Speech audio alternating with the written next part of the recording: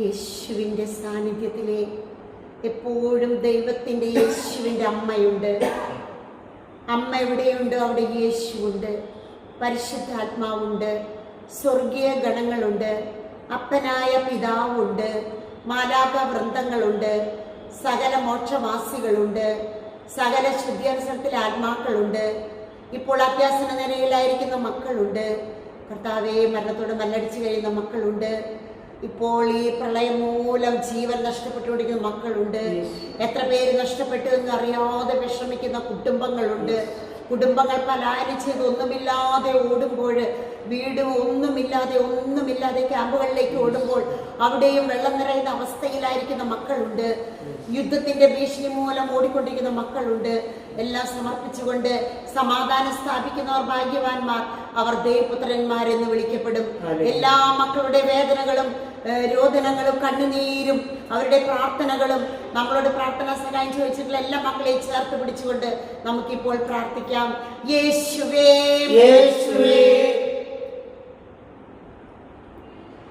യേശുവേ, മാതാവേ, മാതാവേ, മാതാവേ, യേശുവേ, യേശുവേ, മാതാവേ, മാതാവേ, യേശുവേ, യേശുവേ, മാതാവേ, മാതാവേ, യേശുവേ, യേശുവേ, മാതാവേ, മാതാവേ, യേശുവേ, യേശുവേ, മാതാവേ, മാതാവേ, യേശുവേ, യേശുവേ, മാതാവേ, മാതാവേ, യേശുവേ, യേശുവേ, മാതാവേ, മാതാവേ, യേശുവേ, യേശുവേ, മാതാവേ, മാതാവേ, യേശുവേ, യേശുവേ, മാതാവേ, മാതാവേ, യേശുവേ, യേശുവേ, മാതാവേ, മാതാവേ, യേശുവേ.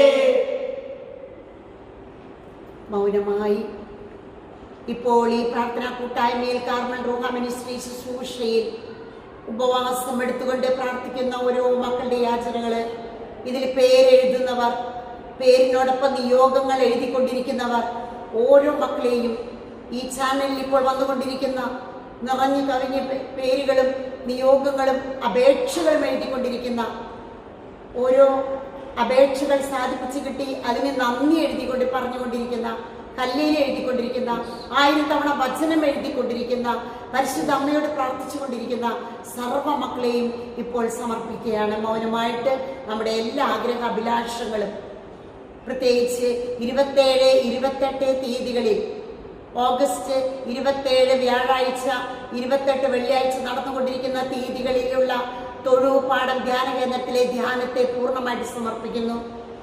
ശനി 29 നമുക്ക് ധ്യാനമില്ല. എപ്രാസി അമ്മയുടെ മഹാതിരുനാൾ ഒല്ലൂർ തീർത്ഥാടന CMC അവിടെ തീർത്ഥാടന കേന്ദ്രത്തിൽ നമ്മൾ ആഘോഷിക്കുകയാണ്.